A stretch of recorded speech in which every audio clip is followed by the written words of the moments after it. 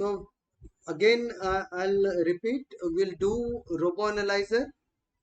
Once we'll do formally industrial robot KICA KR5 the way we did it, you'll see the real shapes and how to put different frames. Okay, so here we go.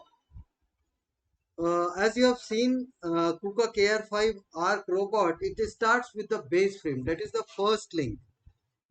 One of you have just shared a image of a robot where somebody started first link somewhere over here. That is at this location. Okay, equally good. Both the frames are similarly placed. You can place the first frame like this or first frame like this. Both are equally good, but problem is everything else will be with respect to the first frame. That means if you find out the end effector, it will be found with respect to this frame, this frame where you will place. So better why not place this frame exactly at the place where we want it. That is this one. Why? Well, this is the physical robot and this is mounted on the ground, and I want all my frames, even the end effector, to be found out after doing forward kinematics with respect to this frame. Okay, so that is the reason we'll choose to start with this frame. Okay, both starting with both is equally good, or you can choose this frame, but as because x and y coordinates of the end effector will not change even if you choose this frame, the right hand side. Okay, choosing the left hand side will be more complete in the sense z is this distance. Okay, this distance is already added in the end effector position result.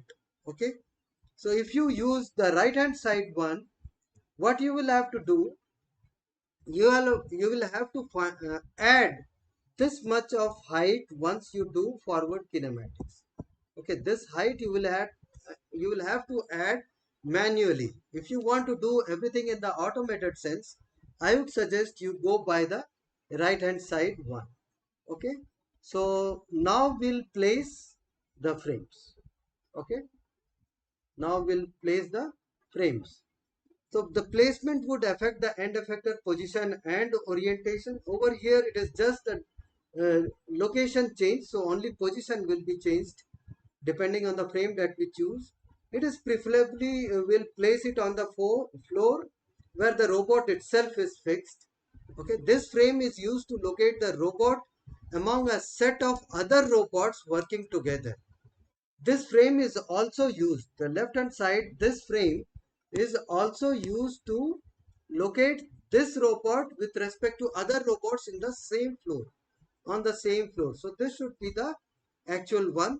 The first link moves with respect to this frame.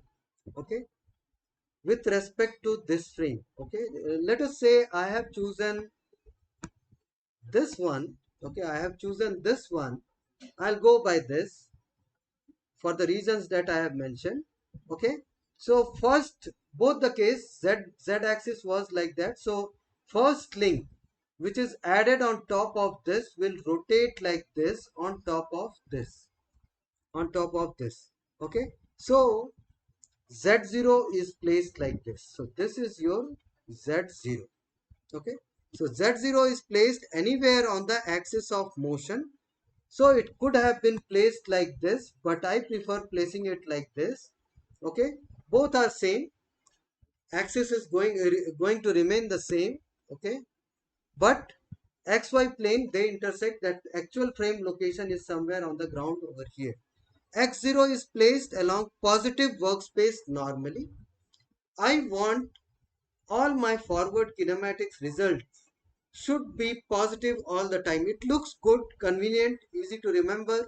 Okay, it should not be like x is, how much is x? It is minus 270. It looks odd, so I prefer putting it every time in the working environment of the robot. I prefer x0 to be placed in a manner that you get normally all the results in the positive values. Okay, y0 is placed as per the right-handed coordinate system.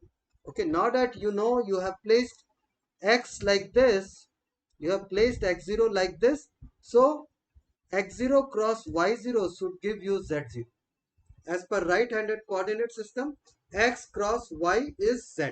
Okay, so x, y, this should be z. So y0 can be placed automatically. Okay, you have placed x0 conveniently so as to make your workspace positive all the time. Okay, z0 is the axis of rotation of the link 1. Okay, so the workpiece would be located with respect to the universal frame or with respect to its frame if it is only one robot. The workpiece where your robot is going to work, okay, the object which it is going to handle, it will remain in the positive workspace only. Okay, so this is how the first link is placed, first frame is placed. Which is the first frame? It is x0, y0 and z0. Okay, so I have placed it this way. You can see conveniently I have put all the numbers, all the color codes like R for X, G for Y, Z is always blue. So you know Z can be anywhere on this axis. So it is over here. I have chosen this. I have not chosen this. Okay, so this is clear. I'll go ahead. This is frame 0. Okay, so now going to the next frame. Okay, so this is the frame which is going to rotate with respect to the first frame by an angle theta 1, by an angle theta 1, right? So now you know this should hold frame 1. Okay, frame 1 that forms the axis of rotation of link 2. Link 1 ends with frame 1 and it is having the axis of rotation of link 2. Okay, so this is your frame 1. This is your frame 1 which is placed on the link 1. Okay, link 1. Okay, so I have placed it conveniently like this. Okay, so this is your link 1. This is theta 1. This is frame 0. This is frame 0 about which link 1 is rotating. So this is z0. I have repeated several times. So now what are the parameters? So now you just take one by one. Z1 is placed along the axis of link 2. Okay, so link 2 will rotate due to this motor which is placed here. Okay, which is placed here. Okay, so this is your motor. So your link 2 will rotate about this axis. So I have placed Z1 like this. Got it? Now x1 is the common normal between Z0 and Z1 is directed away from Z0. Okay, so I'll wipe a bit as because most of the axes are already visible. So I'll just place the parameters now.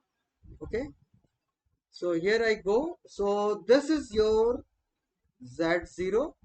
Okay, and x1 is common normal to Z0 and Z1. If this is Z0 and this is Z1, okay, this is Z1. So a common normal is your x-axis. Let us redraw this using red color if possible. Okay, so I'll just choose one color which is red. So a common normal between Z0 and Z1 is this axis and this is your x1. So now you understand how this is done. Okay, now let us do y. So y is nothing but it is again as I have said x1 cross y1 should be z1. Okay, x1 cross y1 should be z1. So that is the reason I have placed it over here. Okay, so this is your y1. So x1 cross y1 gives you z1. So y1 can be conveniently placed very easily. Only thing that you have to decide is z1 is the axis of rotation of link 2. x1 is common normal to z0 and z1. Okay, so x1 is done. Now y1 is conveniently placed as per right-handed coordinate system. Done. So y1 is placed. So distance measured. So now I go with standard. Okay, so I'll just wipe off rest of the thing. I hope this is quite clear. Okay, so now I'll put down the variables which are there. Okay, variables which are there one by one. So now uh, distance measured between z0 along z0 between x0 and x1, between x0 and x1. Okay, so where is your x0? R. This is your R. X1. This is your x0. Distance measured along z0, along z0. If this is z0, I have to measure along this. Okay, between x0 and x1. So if you extend it little backwards, so this distance from here to here is what? It is known as link offset, and it is denoted by, because it is link 1, it is d1. Okay, so now you got it. So this is your link offset d1. Now you have to choose the other thing. Distance measured along x1, distance measured along x1 between z0 and z1, between, if this is z0, okay, this is z0 and this is z1, distance between them. So this is the distance, that is the link length given by a1. Okay, so here you have a1. Okay, let me mark it in a highlighted way. So here is your a1, here is your d1. So these are the two distances about which frame 1 is translated about frame 0. Okay, and there are obviously few rotations that will come in a rotation category. Now what is next? Angle measured along x1, angle measured along x1 using right-handed thumb rule. Okay, right-handed thumb rule to bring z0 to z1. Now I have to bring z0 to z1. If this is z0, as you can see here, and this is z1, okay, it has rotated in a clockwise, counterclockwise manner as per right-handed thumb rule. So this is what? This is your alpha 1. How much is that? That is equal to 90 degrees, and it is positive. It is positive. You can see that. So these are the 4 TH parameters, and there is one variable which is associated with that. Now link 1 rotates about z0 axis by an angle theta 1. Okay, about z0 axis by an angle theta 1. So this is your joint variable. Okay, what are the parameters? D1 is your offset, A1 is your link length, alpha is 90 degree. You see this is 90 degree. Okay, and it is positive also. So this is link 1 and its DH parameters. Got it? This is so easy. Okay, now we'll go to the next robot. Okay, next link, sorry. Okay, placing the first frame is done. Now I'll place the next frame. Okay, now that this frame is already done, okay, I have to move ahead. So now this is your link 2. This is your link 2. Link 2. This will rotate about frame 1 Z1 axis. Okay, and this itself will have a frame this itself will have a frame that rotates the link which is connected to this next. Okay, that is link 3 will be rotated about link 2 by an axis. Axis is now over here. This is Z2, because your next link is something like this. Okay, so next link will rotate about this axis, and this is your Z2. It can be placed anywhere along z-axis, axis of rotation. I conveniently placed it over here, which is vertically above this. Vertically above this. Your frame, kinematically, it can be placed anywhere in space. It need not to be mounted exactly on top of the object somewhere. Okay, it can be little off the object, doesn't matter. Kinematics is all the same. So I prefer to put every frames as far as practicable. I'll put all the frames as simple as that. Okay, as simple as possible. So I have placed it vertically above this. Okay, so you see my next frame should be x is red. Okay, so a common normal to Z1 and Z2. Okay, I should draw it in red color for easy understanding. Okay, so I'll do it now. So it starts from here. Okay, so this is your X2.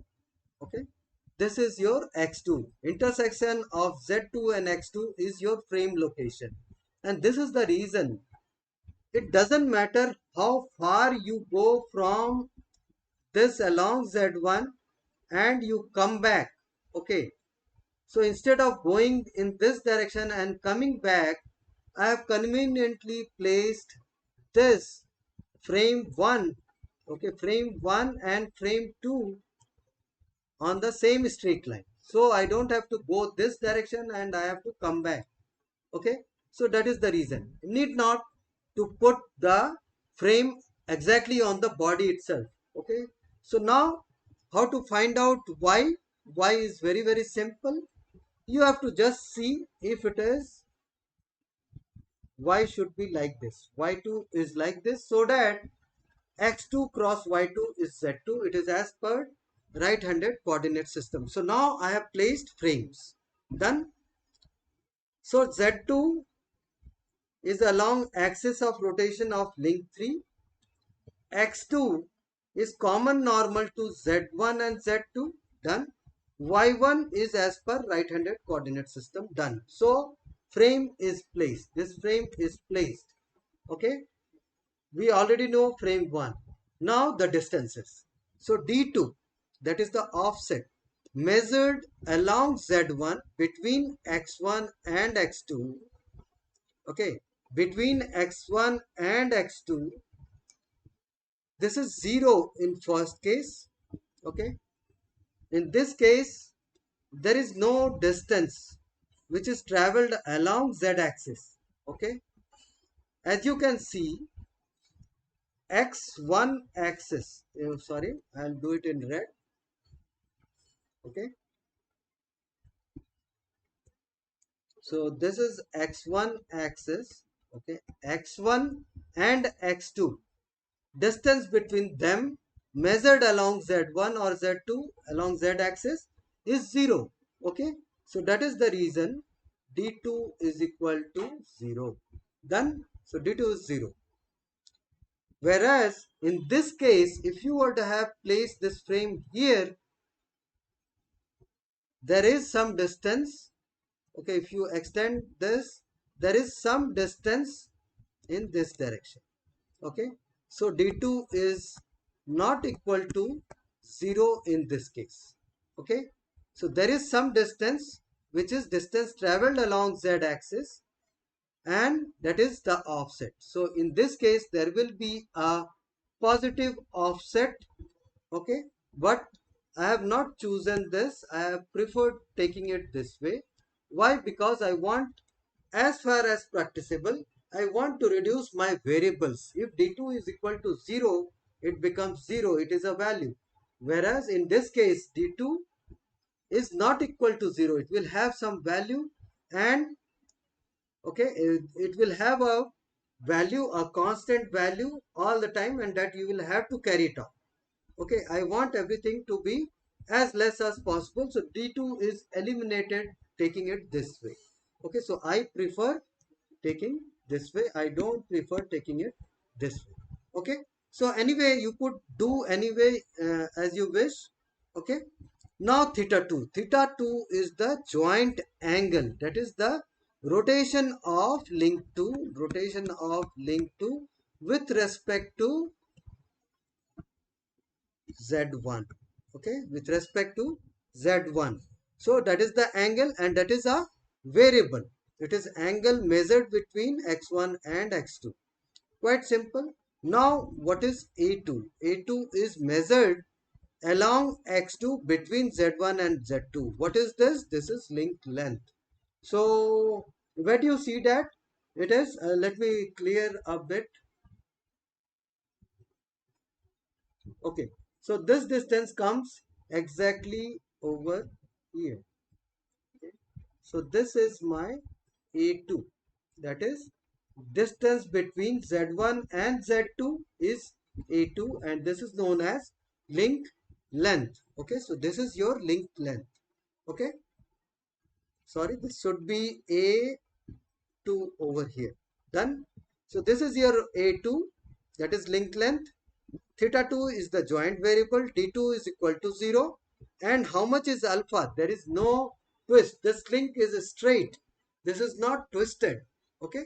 So there is no angle between z1 and z2 which is measured about x2, and that is equal to 0. So the link twist is equal to 0. So this is your DH parameter for link 2. Going to next.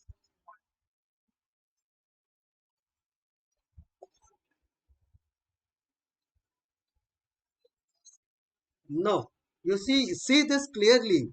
You first recall what is link twist. Link twist is two z axes. It is rotated by an angle. Okay, rotated by an angle. So z1 and z2, both of them are directed parallel to each other. There is no twist, is it not? Theta 2 is what?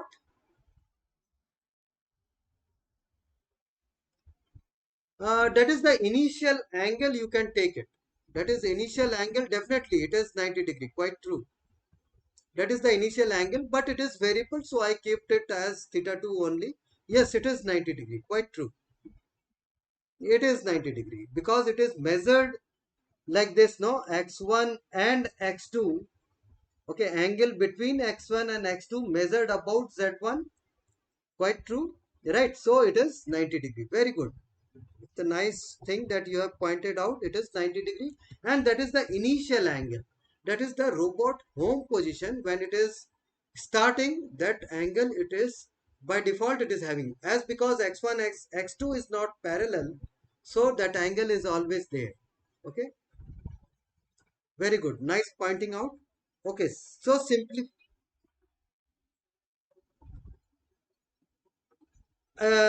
if you rotate this link, no, if you rotate this link and bring it here, it is something like this. So x2 axis, which is like this, so x2 will overlap your x1. Okay, so x1 and x2 will be together, and then your theta 1 will be, theta 2 will be equal to 0 degree. But now that your link is moved like this vertically upward, so it is some angle. If this is your x1, if this is your x1, right? So your link is like this, so x2 is like this. So there is some positive angle, that is 90 degree. Got it?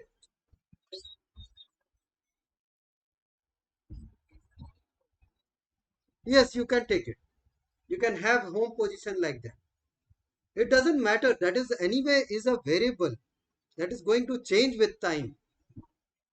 It won't affect the frames. Is it not? It is not going to affect your frame. Z2 and Z1, distance between them will remain the same. Okay. Distance traveled along Z axis will remain the same. So DH parameter will not change. Okay. The dimensions, the link twist, those things are not going to change. Something that has to change, that is joint angle, that will change. Doesn't matter. Okay. Very good. So your brains are working a lot. So very good. So now I have to place the third frame. Okay, now I have to place the third frame. Now what I can see, you see this. Okay, your fourth. Okay, you have a link which has to rotate like this, and this is the link that you have to place. Okay, this is your third link. Okay, in order to do that, okay, in order to do that, you can place your this axis, this Z axis. I'll draw it in blue. Okay, so you can place this Z axis anywhere along the rotation axis, anywhere in this line. Is it not? It can be placed over here. Frame can be placed over here, right? In this location. So that you have this, because physical things are there only. You have next link that comes, it is fitted over here. Okay. So as you can see in the next figure. Okay. But physical, you don't have to see things in physical. You have to compare things more kinematically here. Okay. So what I'll do now, I have conveniently placed my Z axis over here. Okay. I have not done it like this. Why? I'll tell you. There is a common normal between, what was this one? This is your Z2. This was your link 2 and this was your Z2. Okay. Now I have placed my Z3 like this. Z3 like this. Okay. So there is a distance. There is a distance between Z2 and Z3. Okay. You can see this distance. Okay. So what is that distance? Common normal. Yes. Very good. This is D3. Okay. It is D3. No. Distance between Z axis, not distance along Z, it is A3. That is link length. So that will be here. Okay.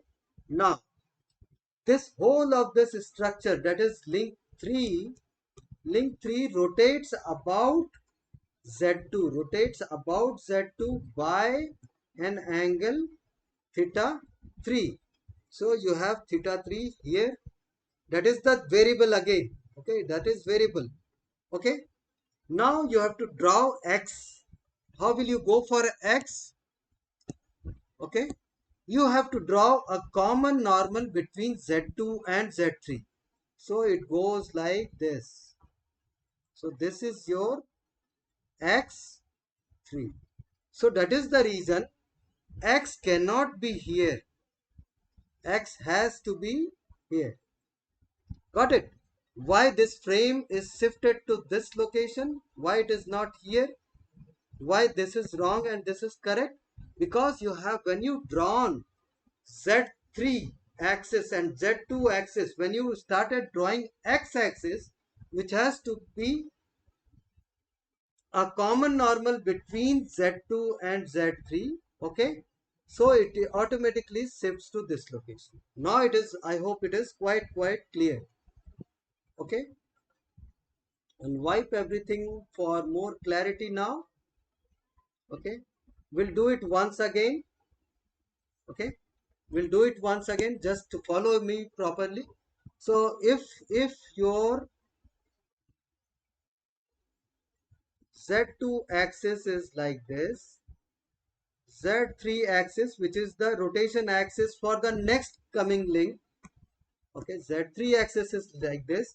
So a common normal between Z2 and Z3, which is going to be your x3, is something like this. So this is your x3, and that makes because frame is the intersection of all orthogonal axes. So it is x3 intersecting to z3. So this is your third frame and not this one. Got it? So now drawing y is very trivial. Okay, you can simply draw y like this. Y has to come like this so that x cross y is z. So y3 will be here. Now check the distances. Okay, now check the distances. Z3, x3 and y3 we have done. Now I have to check the angles. Theta 3 is nothing but it is joint angle measured between x2 and x3. That is there, x2 and x3. Let me see if both of them are collinear in this case now. If you see it closely. So it is by default 0 degree at this location where it is drawn. Okay. At this location it is 0. Then okay, and then how much is A3? A3 is distance between Z axes. So where is that located? To make it visible, it is this distance. So this is your A3. Distance between this Z and this Z. Clear? So it is distance between two Z axes. It is this axis and this axis. So that is A3. Done. So that is your link length. And how much is the offset? Because there is no distance traveled along z axis. Okay. So offset will be equal to 0. This offset will be equal to 0. Okay. Very easy. This anyway has gone wrong. This side is wrong. Okay. Right hand side is wrong. Left hand side is correct. Because where did it went wrong? Because you cannot draw a common normal between Z2 and Z3. Done. So that is the reason this is wrong. This is correct. Now I have placed all the frames. Let me see if I can find out the twist. So in order to see the twist, you just check both of your frames and tell me if it is correct or not. It should be rotation about x-axis so as to bring Z2 to Z3. Z2 has to align with Z3. If this is Z3, this is Z2, and your x-axis was like this. Okay, x3 was like this. So how it has rotated? It has rotated by an angle 90 degree, is it not? And which direction? This is positive direction. So Z2 comes to Z3 by an angle positive 90 degree, and this is your link twist, and that is what is reflected here. Done. So D3 is equal to 0. A3 is the link length. Alpha, that is the twist angle, is 90 degree, and theta is the joint variable. That is a variable at this location. It is equal to 0. Done. Very simple. Okay. So frame, this is wrong. Multiple times I have done. So Z3 can be placed opposite as well. Yes. Somebody can place Z like this, somebody can place like this also. Both are good. Both are good. Only problem that is you are going to see next is the offset. Now when you come to this link, the link that comes next to this, that is the fourth link, you will see you have to travel along negative z direction by a distance d. Okay, so that will be d4. And what will be that? That will turn out to be negative. So why to take things in negative direction? Why not take things in positive direction and get all the values positive? Okay, so we'll talk about that next. So going to next, we'll see yes, Z3 can be placed opposite, but that will make D4 negative, which I don't want. So that is the reason I have placed it this way. Then enough of good justification I have. I don't want to see things negative. I am a positive person. I want to think everything positive. Why to take anything in a way that rest of the things comes negative? Okay, so that is the reason I have placed Z4, Z3 in this direction. Okay, but it can be done. It won't be wrong. Okay, so accordingly Y will also change. If you reverse the direction of Z, Y will also change. Things DH parameters will change. So everything will change, doesn't matter. You can place this in numerous way. The way you saw it here, you could have placed it here, you could have placed it here, but both are equally good. But I don't want D to be seen. I want D to be 0 right at the beginning itself. That should not appear as my final transformation matrix. Okay, robot forward kinematics, I don't want to see any unnecessary thing which could have been eliminated while I have designed my kinematics. So coming to fourth link now, which is attached to link 4. Okay, fourth frame which is attached to link 4. So this frame, as because next frame, you know, this has to rotate like this. This thing is going to rotate. Okay, so Z has to come like this. This is your Z. Very, very simple. So as because it is link 4, it will be Z4. So frame is placed immediately, and you see it is not touching your solid body. It is hanging in air. Doesn't matter. I want to keep my frame in the sagittal frame. Okay, sagittal plane. Sagittal means mid plane, which divides your robot into two halves, equal halves sometimes. Okay, over here you saw I have kept this and this frame in the sagittal plane. Now I have placed this also in the same sagittal plane. I don't want any Z displacements unnecessarily, which I could eliminate at the beginning. So I have eliminated that.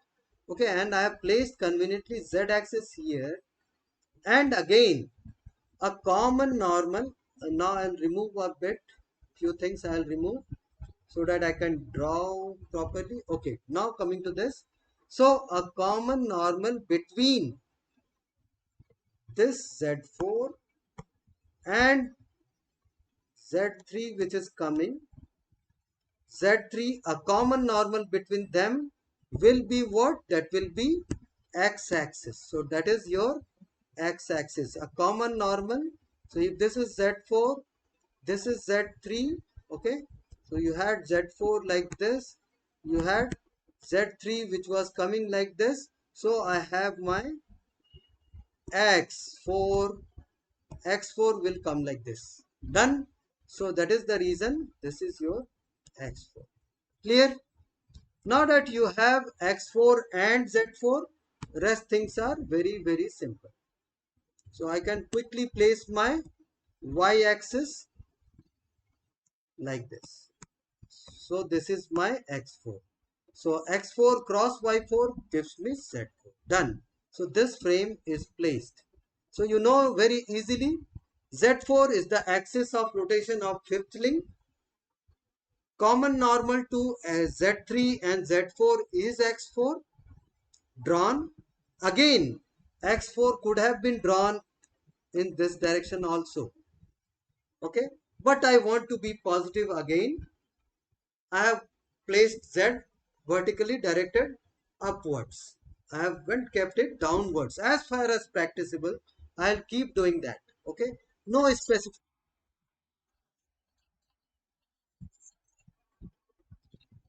Z3 is Z3. How is it Z3 minus Z3?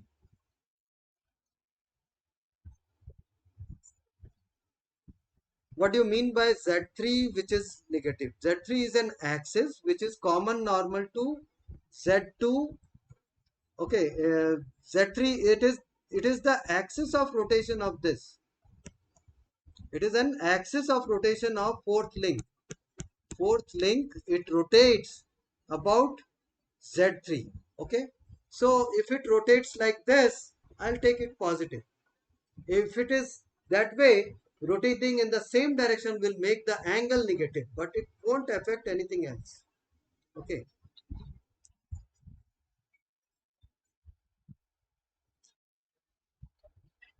It may be you may have your own views, but this way I find it more convenient. It is coming forward. Okay, it is coming forward to the robot. So I have placed Z3 like this, and automatic things are automatic. You understand that? Okay, Z4 has to be the axis of rotation for link 5. So it will automatically come here. There are automated codes, automated algorithms. So this is a DH uh, parameter system. You can make a code which can place DH automatically for a given robot. Okay, I'll refer to your paper written by CG Rajiv Lochana. Okay, you just Google it out. You will find that paper that places DH frames automatically. You don't have to do anything. Okay, and he has his own way of dual numbers, clucker coordinates, and many things else. It doesn't matter, but you just refer to that paper that places DH parameters automatically, and that is what that algorithm is used in robo analyzer, that places DH parameters automatically. So if you have a thumb rule for doing something, you will stick to that. You can do things in an automated manner. Don't get confused. Even if there are two solutions, choose one of them always, and you have a reason to choose that particular one. If that is defined, whole of the code can be automated. Then okay, so that is the reason. That is how it works in the industry. Okay, any robot it works like this. So I'll wipe off few things. So now that you know where is my y, where is my z, where is my x, things are very easy and trivial. I can quickly place all my parameters. So what is my parameters? Okay, so this was z3. So distance traveled along z3 to reach to this point will be what? It will be d4, is it not? So that comes here. For link 4, distance traveled along z3, okay, to come to this location. So that is your offset, and that is d4. Then there is no distance between z4 and z3. Z3 is like this, Z4 is like this. So there is no distance over here. So that makes link length equal to 0. Okay. This is the length of the link. Loosely we say that, but actually that is not. Actually that is offset of the link. If you talk about DS parameters, it is called as offset in this particular case. It may be link length in this, but it is offset over here. Anything which is longer, we loosely call it as an length, but it is not length, it is offset. Okay, so don't go by literal thing, go by ds parameter. You have to call it offset. So this is d4. So d4 is here. Now theta 4 is the joint angle, that is rotation of link 4 about this axis by an angle theta 4. This is the joint variable. So you have to measure angle between axes, x axes, and that is 0 in this case. And how much is the twist? We can see this is the twist. If this is your x axis, okay, I have to draw it in red, sorry. So you saw that. Now if this is your x axis, okay, that was your earlier x axis. So you have to come from z3 to z4. Okay, and how much is that angle? If x is vertically upward, it is positive 90 degrees. Okay, so link twist is positive 90 degree. Got it? So it is link twist, that is positive 90 degree. Very easy. Okay, so these are the 4 parameters for link 4. Okay, this is how you gradually grow up. Okay, you go move one by one. Don't jump anywhere in between. So coming to the next link now, that is link 5. Okay, link 5. You know, for very easy reason now. Very easy reason now. Why? Because you see, link 5 will end with the frame 5. So this is my fifth frame. This is my fifth frame. Okay, that is the rotation axis for the last link, which is shown here, which is a flange. Okay, this is nothing but a flange. Okay, so that is the last link that is rotated with respect to this link. And which is this link? This is link 5. This is link 5. Okay, that ends with the frame that forms the basis of rotation for the last link, which is very very small. It is just a flange. Okay, it is just a flange, so it doesn't have much length. Okay, so let us talk about this now. Okay, so how, where we can place that. Okay, so if this is your frame, if this is your frame, what was that? It was frame 4. Now I have to place frame 5. Frame 5 should have a rotation axis for this. As you have seen, you have a disc which is like this, which rotates like this. Okay, which rotates like this. So z axis has to be something like this. So it will be somewhere along this line. Okay, somewhere along this line, so that you have the last disc which is a flange with some holes where you can mount the tools. Okay, so that is a flange which is rotating. Okay, so this rotates about this vertical axis, which is the blue one, that is z axis. So z axis will be in this direction. Okay, z axis will be in this direction. Quite clear?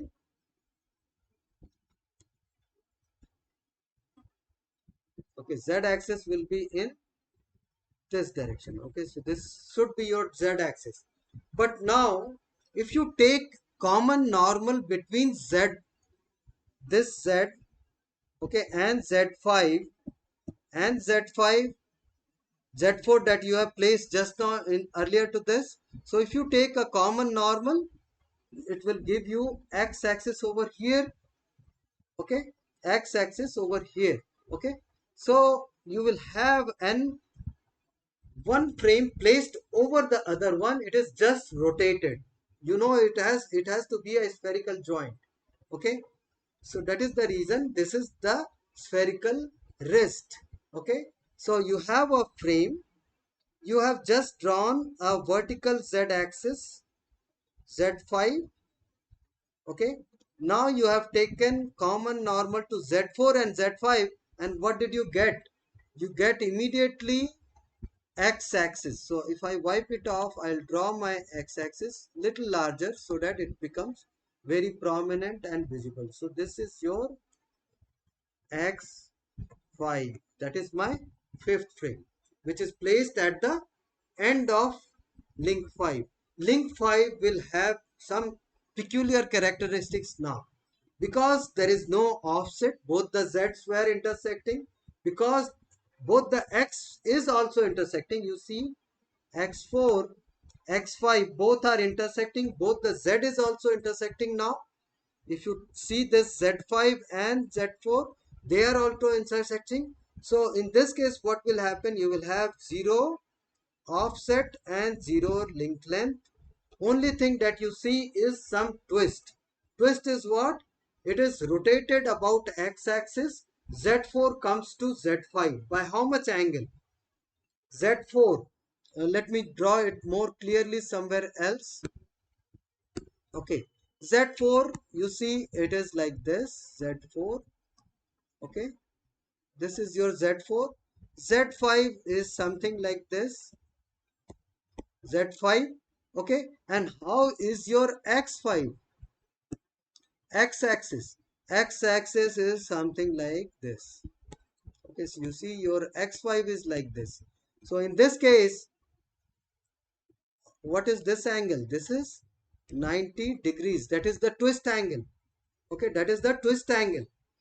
And what is that? That is positive. That is coming out to be positive. So that is the reason you have a positive twist here, that is equal to 90 degrees. So offset is 0, twist is 90 degree, link length is 0, variable is theta phi, because that is the axis of rotation for sixth link. So it is theta 5. Okay, about which this link will rotate. Okay, link 5 will rotate. Okay, why minus, you think so? No, you see, you have to do thumb rule. as per thumb rule, it rotated like this, so it is positive. If axis is like this, you rotate it like this, it is 90 degrees. Okay. You make your heads very clear, huh? You have to. It is 3D visualization. I tried my best to put these figure in this manner. Okay, or else it would have been a very difficult task to make you understand. Online thing is very easy to make you understand because I can show this digital picture at multiple angles, but doing the same thing on blackboard, it would have been a nightmare for me. Okay, so that is the reason. Now I am able to draw digitally somewhere else. I can annotate things. I can put figures nicely. So that is the reason. So this example is a wonderful example that you should follow of your own. Now let me just finish off with my last link. Okay, so what I normally do, I'll do it here again. Okay, I'll just displace my last frame downwards. Okay, I'll just bring it down. Okay, so I have just, because this is not rotation axis for any link that comes next, because there is no link that comes next. Link 6 will have a frame which is having z axis same as that of earlier z axis. I have just brought it down. Okay, done. A common normal, that is x axis, can be drawn any way you feel like, and then y axis should make a right-handed coordinate system complete. Done. So this is very easy. Last frame, it is just replicates the next before frame. Okay, just one frame before, you just have to bring it down. So that is what I did. Okay, and there is a axis of rotation about this axis. Okay, about which the last link actually rotates. Okay, it is nothing but a thin flange with some holes so that you can mount your gripper. If you have seen my earlier video how some gripper is mounted, how a robot is installed, that video contains that.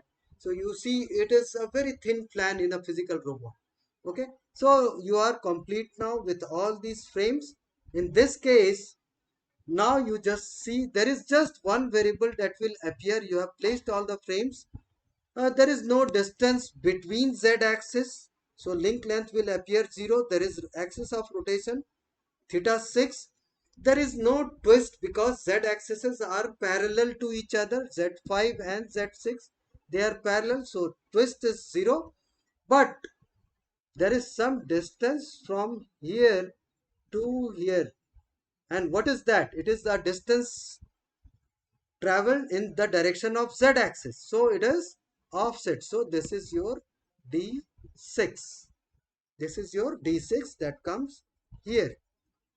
Okay, so it is very simple. An additional tool frame transformation may be given if you attach a tool, but normally that tool is a single body that rotates along with the last frame. Okay, so you don't have to worry about. Let that tool come. We can assign everything in the same DH parameter. Okay, let us say if this is not a flat link, it can be a bigger link. How does it matter? Let us say this is a grinding tool which is doing grinding. How does it matter? I'll simply bring this frame down over here. Okay, and I'll make this D6 little longer. Done. Okay, so because this frame rotates along with link 6, that is the tool frame, tool post. Okay, so doesn't matter. Okay, you can place this frame anywhere on the tool. If there is no tool attached, you can conveniently place at the robot flange as I have done now. Okay, so need not to worry about the tool that is going to come next. As let it come, we'll see, we'll discuss more examples on that. Okay, so this is a wonderful example when I have discuss link 1 to link 6 one by one for in a chronological manner, which is right, which is wrong. Okay, so now you should have a clear so today's video is very helpful in understanding this, understanding DH parameter. Now you can go to your robo analyzer, you can understand things. Okay, so these are different variables which is here. That's all, and let us just come to the picture which is from the data sheet of KUKA KR5 ARC robot. Now let me put the values. Okay. Now that I have a physical robot in hand, I have its data sheet in hand. Let me see. I'll just replace the values of different parameters from this. Okay. So I'll just put this one. Okay. So what you see here is, just a sec, why is it not going? Okay, so now let me put my marker on. Okay, so this D1, this was the offset from the data sheet. D1, I see it is distance which is visible over here, and how much is that? This is 400. So I have nicely put it as 400. Now it is no more a variable, it is a fixed constant value. Okay, so your transformation matrix will have only one thing that is variable, that is theta 1. Okay, and this was already a value. Now let us check how much was the link length. Link length is this distance, so how much is that? It is shown as 180. If you see this distance, clear? So that comes here. Now let me check this distance, that is link length 2. It is simply z from here to z to here. And how much is this? This is 600. It comes here. Okay, then there was a distance, because this link is not straight, it was like this. So there is one distance which is 120, which comes here. Okay, so that is visible as offset. So this was your z4. This was your Z4, and you had Z3 which is here. So you had Z3 over here. So this was your D4, and that is simply 120. Sorry, this is D3. This is link 3. This is link 3. So this is D3, and that is visible as 120, that comes here. So you just see your frames, compare it with data sheet, and you can get the values. Now let me see if there is some distance di, that is spherical wrist center, to this z. Okay, how much is that? That is 620. So that is reflected here. And then your tool post d6, that is the distance which is here, d6, last distance that uh, separates your end effector frame to the spherical wrist center. Okay, so this was your d6. This distance was d6, and that is 115 given in this data sheet. No other variable is important.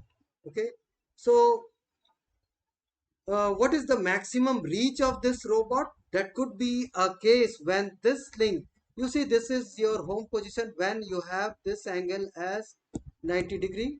Okay, but you can make it 0° and make this robot straight. Next link can go like this. So what will be your maximum distance this robot can go is basically, I think if you measure it from here, what maximum distance it can reach, what all distances you will add. Somebody can do it as an homework, but I'll tell you, this link, if it goes horizontal, 600 will come in. Okay, so you have a distance 180, that is already this distance. Okay, already you have reached here. Okay, let me highlight it in another way. Let me wipe off a few marks now.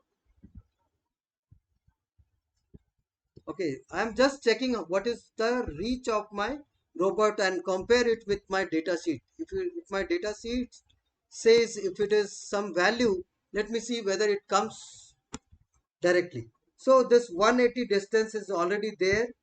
You have moved it here. If this link comes down like this, so this 600 distance will come. So 180 plus 600 is going to come. Okay, plus some more distance. Now I'll make this link also straight. Okay, when it comes down, so what distance? 620, that is the length that is coming next. So this is your additional distance that it can go, and then 150 plus 115. So this becomes your total reach of the robot when it is fully extended till the flange. Maybe you can have a tool which is attached that can take it further off, but yes, this is the factory delivered thing. This is the maximum reach of the robot. Okay, that is always mentioned in the data sheet, specific technical data sheet. Okay, so these are mentioned. So comparing to your technical data sheet, you can draw a table. Now your homework. Now your homework. I am done. I'll give you few assignments to do. Okay. Uh, we'll discuss this also later on. Okay. So this became your maximum reach. Okay. In some direction. Okay. Take your robot to one particular way and see how much is your homogeneous transformation matrix which is coming. We'll discuss this when we'll discuss virtual robot in the robo analyzer demo that we'll do day after tomorrow or next to next lecture. Okay, don't worry. So what we'll do, we'll try to understand this end effector pose. Pose means orientation and position. Okay, this whole of this homogeneous transformation matrix for a given pose I'll discuss, okay, in my next video. And we'll do forward kinematics of this robot as a whole. We'll see one by one what transformation matrices are coming. We'll see demo of Romo analyzer in my next video. I think that's all for today. I have discussed to quite good extent. Okay, I know quite a lot of you find it little exhaustive, but yes, doesn't matter. This is the single video which can explain an industrial robot to an extent that you can understand DH parameters thoroughly. Okay, what confusion you may have, I have covered them all. And now I would suggest you go to Robo Analyzer, see this robot virtually at least, and compare. I'll share all the data sheet. Okay, I'll share all the data sheet to this group, and you just pick up one by one, take different robots and do your hard work. That's all. Thank you.